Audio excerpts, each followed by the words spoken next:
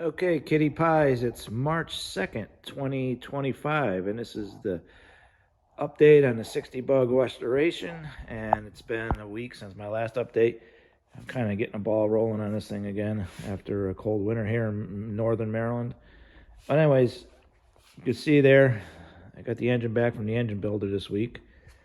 But I thought I'd go over the progress on the pan. You can see I got the front end out. I stripped everything off the pan, front suspension, rear transmission, etc. And evaluating the damage on it and what I got to do. So you can see I just test fitted the Wolfsburg West floor pan in there. Those things are sweet. I tell you, it dropped right in. I put my jigs on there and everything fit perfect. So that'll be a piece of cake there. Still debating if I'm going to leave this on. I'm going to just cover it up anyways. So this is my plans for this. I got into here, cut these off, and then I started cleaning up this side here. And look at that, rust. Rust never sleeps. So it's a little bit of rust here, a little bit here. So I was like, I could probably make that, but I thought that company in Finland, Viteran, I went on their website and they make these. These are really heavy gauge, nice stampings. So I'll be welding those in.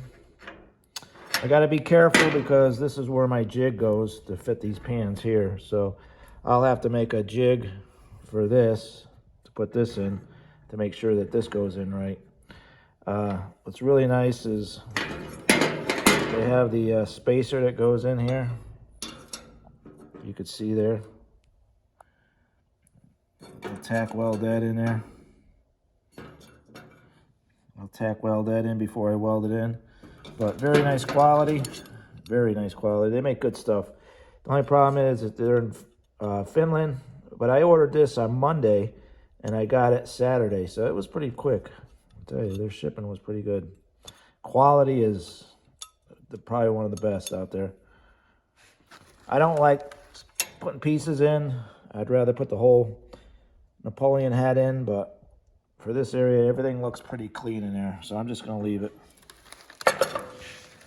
So I know this side was rusted too, so I got that side also. Another thing on this, if you can tell me there, if you look down in there, this is a 60, and for what I'm looking up on the parts list, it doesn't take a bushing for this shift rod there. I know halfway through 60 they started using them. The early 60 models didn't. From my information, I could be wrong. Does that get a bushing in there? If so, I'll use the new updated ones for it. Just let me know on that. I'm not sure on that. So you can see here,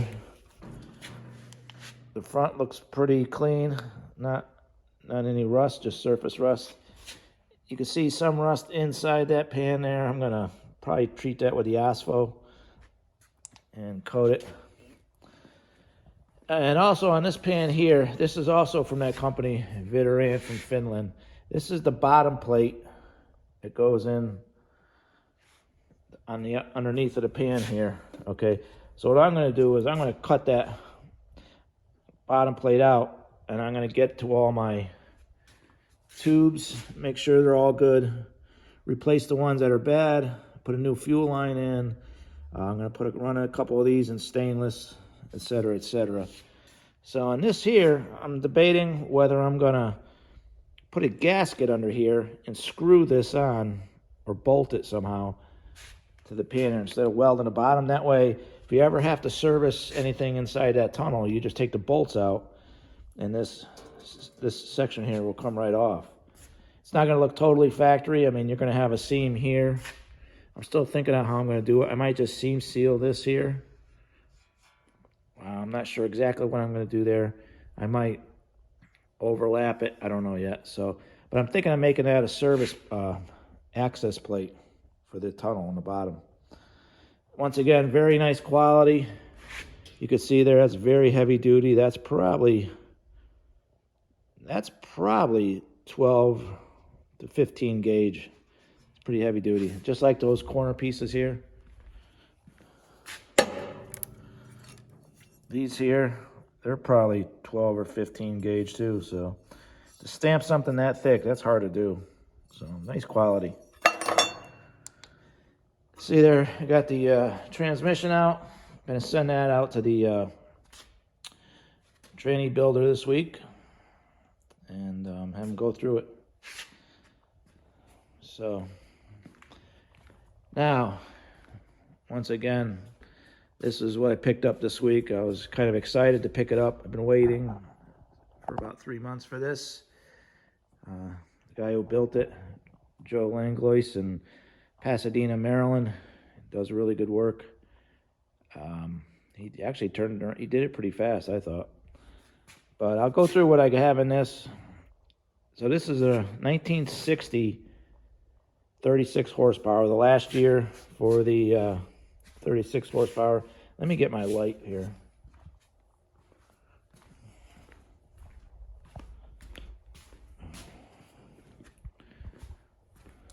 So now 1960 was weird because they were the ones with the red dipstick. Now you see a red dipstick motor, you know that's usually a 1960. You want to double check your numbers, but what happened was they tilted these engines or lowered them a little bit, throwing off the angle on the oil dipstick. So if you were to put a regular dipstick in there, I can't remember if you had too much oil or not enough, but they marked them with red because they are a different dipstick for 1960 only. Another weird thing that 1960 only had a lot of 1 year only things for this. I'll show you too. The reason why that is because this mount right here for the transmission was a different 1 year only also. So what I had him do is I had him take it apart. It was actually a pretty clean inside. I still believe this only got around 50,000 on it originally. I'm not a fan of powder coating. I hate powder coating. You can't tint it. There's only certain colors you can use.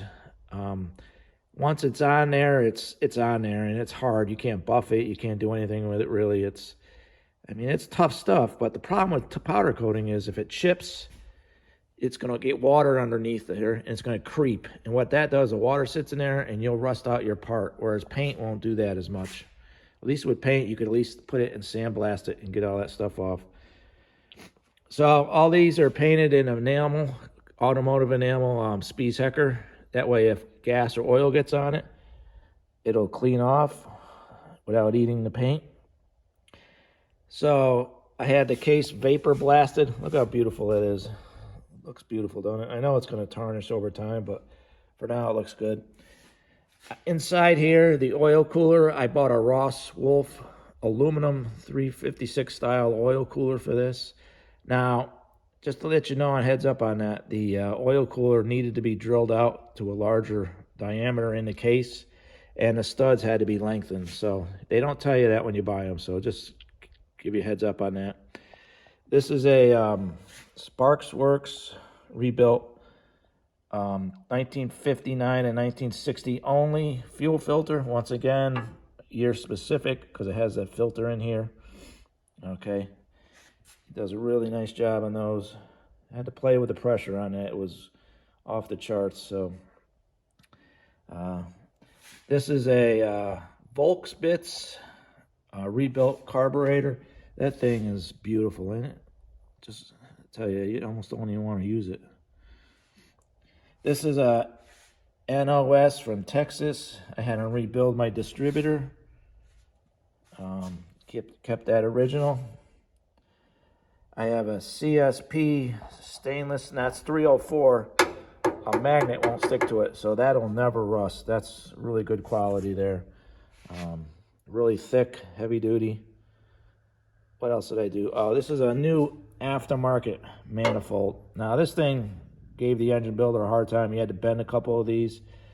And I really don't know if I'm going to stay with this because you could see here, I can't get my air cleaner on because it's hitting the fan shroud.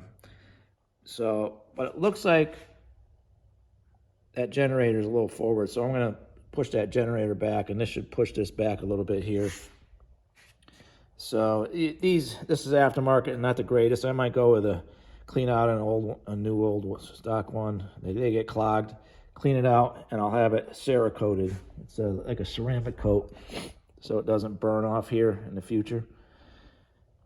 CIP1, about a year and a half ago, started selling the actual flywheels for these. They couldn't get those for years. This supposedly is a Lighten flywheel. Now, once again, the engine builder had to machine the flywheel to get the what do they call that bolt? I forget the name of that bolt that goes in there. But anyway, that has to get machined, a larger hole, drill out bigger. So just give your heads up for that. You can see here, I took the heater boxes out. I welded in the Wolfsburg West J tubes and cleaned out and painted the insides of the heater boxes. The engine builder vapor blasted the heads.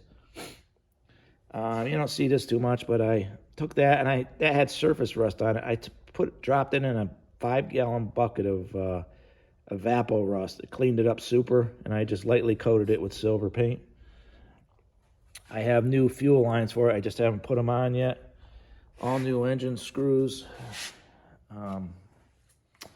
Just a beautiful, beautiful looking engine. These 36 horsepowers are really beautiful when done like this.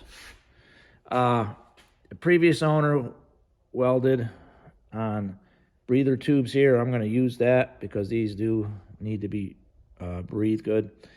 This is a BBT updated 6-volt regulator. It's the new modern solid state or something. I don't know exactly what it is, but I just cleaned up the old Bosch cover from the old one, put it on. I know that's the wrong screw. I'm going to put the right screw back in there. So what else did I do to this? Basically, that's it. It's all stock and original inside. Like I said, it was pretty good. The engine builder said it looked good inside, so we went with it. So that's the update on the 60 bug restoration this week. I got a couple things I got to do to this to finish it. When I got this engine tin here, somebody had bashed all this in here, and they had bashed all down in there. I don't know why. Maybe to get the things. So you're going to find that with these old engines, people who do weird things to them sometimes. And from my research, I think some 59s and 60s were the only ones that had these clips. I think they had the tubes before that. So 1960 is a really weird year. The door handles are different. The lock goes up and down instead of sideways. The engines were a little different. It was a first year for a higher output generator.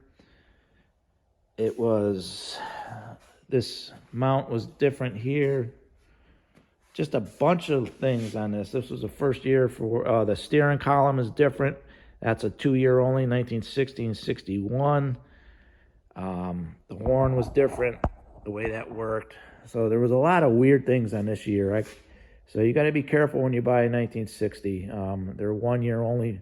It's like a 67. There was like a lot of 1 year only parts for it. So you see here, I took this off, put it in a sandblast cabinet today, and cleaned it up. Those sandblast cabinets, I tell you, it's definitely worth the money to get one of those. It saves a lot of time, cleans things up really nice. So, okay, I'm going to be working on I'm just going to cover this up, let it sit here.